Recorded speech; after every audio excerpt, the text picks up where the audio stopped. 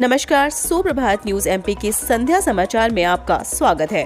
खबर को शुरू करने से पहले आप सभी से निवेदन है कि इस वीडियो को लाइक करके चैनल को सब्सक्राइब जरूर करें। तो चलिए शुरू करते हैं आज शाम की मुख्य खबरें। नेशनल स्टार्टअप डे पर सीएम शिवराज का युवाओं से आह्वान, सपनों को साकार करो। आज 16 जनवरी को देश में पहला नेशनल स्टार्टअप डे मनाया जा रहा है। शनिवार को प्रधानमंत्री नरेंद्र मोदी ने स्टार्टअप उद्यमियों के साथ संवाद के दौरान ये दिन मनाए जाने की घोषणा की थी।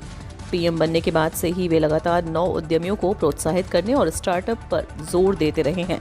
2015 में स्वतंत्रता दिवस पर उन्होंने लाल किले से स्टार्टअप इंडिया पहल के ऐलान भी किया था। 16 जनवरी 2016 को दिल्ली के विज्ञान भवन में स्टार्टअप इंडिया पहल की लॉन्चिंग की गई थी।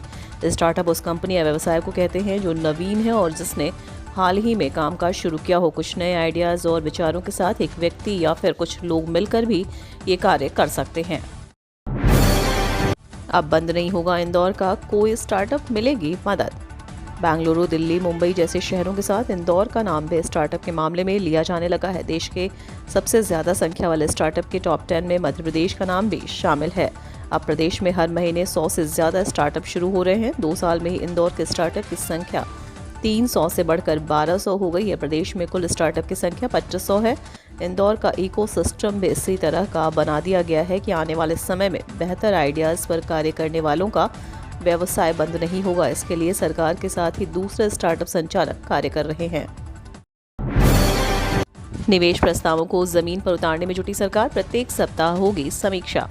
ग्लोबल इन्वेस्टर समिट में विभिन्न उद्योगपतियों द्वारा दिए गए निवेश प्रस्तावों को जमीन पर उतारने में शिवराज सरकार जुट गई है।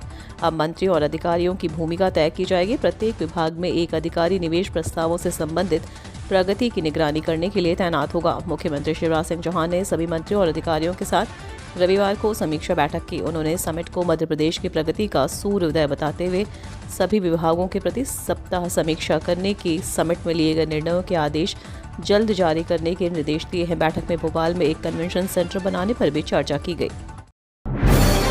यूक्रेन जैसे संकट के दौरान दवा और खाद्यान्न आपूर्ति बनाए रखने पर होगा मंथन। यूक्रेन संकट के दौरान कुछ देशों ने दवा और खाद्यान्न की आपूर्ति रोक दी थी। इस तरह के संकटों से कैसे निपटा जाए, इस पर भोपाल में सोमवार और मंगलवार को देश विदेश के 300 से ज्यादा प्रतिनिधि मंथन करेंगे। G20 के अंतर्गत आने वाले थिंक 20 में विचार विमर्श किया जाएगा। साथ ही अंतर्राष्ट्रीय संबंध, अर्थव्यवस्था और सार्वजनिक जीवन में नैतिक मूल्यों पर भी मंथन होगा। 2 दिवसीय मंथन में जो निष्कर्ष निकाल कर आएंगे उसके आधार पर भोपाल घोषणा पत्र जारी किया जाएगा। इसके आधार पर G20 अपनी कार्य योजना बनाएगा। मरीजों को मिलेगी राहत, सिविल अस्पताल में डायलिसिस की सुविधा शुरू। सिविल अस्पताल हजीरा में डायलिसिस की सुविधा शुरू हो चुकी है। यहाँ पर 2 डायलिसिस मशीन लगाई गई है जिन्हें बीते रोज मरीजों के लिए चालू कर दिया गया। प्रतिदिन 4 मरीजों की डायलिसिस की जा सकेगी, जिससे हजीरा क्षेत्र के मरीजों को अब JH जिला अस्पताल नहीं जाना पड़ेगा। निजी अस्पताल में डायलिसिस कराने पर अधिक खर्चा आता है, जो अब मरीज को नहीं वहन करना पड़ेगा और परेशानियों से भी बचेगा। जल्द ही सिविल अस्पताल में 20 बेड का ICU भी चालू होगा। कल रहा राहत भरा दिन, इंदौर में नहीं मिला कोई संक्रमित। कोरोना के लिहाज से इंदौरियों के लिए राहत भरा रहा। इस दिन कोई नया संक्रमित नहीं मिला। उपचाररत मरीज की हालत भी नियंत्रित बताई जा रही है। हालांकि रविवार को मकर संक्रांति का त्यौहार होने की वजह से बहुत कम सैंपलिंग हुई। इस दिन सिर्फ 76 सैंपल्स जांचे गए। राहत की बात यह है कि इनमें से किसी में भी कोविड-19 वायरस की पुष्टि नहीं हुई है। नौरादेही अभ्यारण्य में गणना के दौरान मिली पक्षियों की 180 प्रजातियां। 3 जिले की सीमा में फैले मध्य प्रदेश के सबसे बड़े नौरादेही अभ्यारण्य में जहां वर्तमान में 12 बाघ अपने परिवार के साथ निवास कर रहे हैं, वहीं अब यहां पक्षियों पर भी अध्ययन शुरू हो गया है। 6 राज्यों से आए 22 छात्र और जैव विविधता प्रेमी विशेषज्ञों ने वन कर्मियों के साथ नौरादेही में पक्षियों की गणना की, जिसमें 108 पक्षियों की प्रजाति उन्हें यहाँ मिली है। अभ्यारण्य में 11 वॉर्ड ट्रेल में दल को पक्षियों की प्रजातियों के साथ ही जैव विविधता, वनजीव और वनस्पति का भी अध्ययन करना था, जिसके बाद सर्वे रिपोर्ट तैयार होनी है। दक्षिण अफ्रीका से विमान में कूनो नेशनल पार्क लाए जाएंगे 12 चीते। मध्य प्रदेश सरकार के 26 जनवरी को दक्षिण अफ्रीका से चीते आने को लेकर किए गए ट्वीट बाद में कूनो नेशनल पार्क में चीतों के आने को लेकर तैयारियों को अंतिम स्वरूप दिया जा रहा है।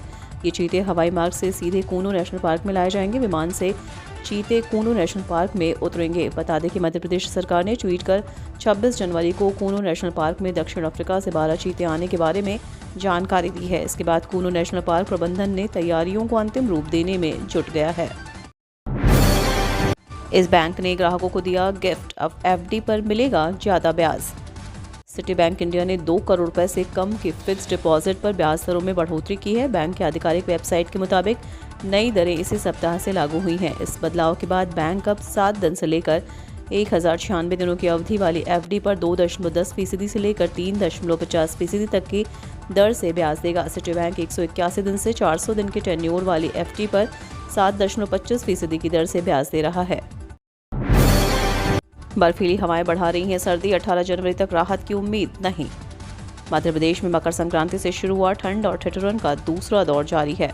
भोपाल, इंदौर और ग्वालियर सहित प्रदेश के अन्य शहरों में बीते 2 दिनों में पारे में लगातार गिरावट रिकॉर्ड की गई है। मौसम विभाग ने कहा है कि 18 जनवरी तक ठंड से राहत के आसार नहीं है। इसके बाद 20 से 23 जनवरी तक राज्य के कई हिस्सों में बादल छा सकते हैं।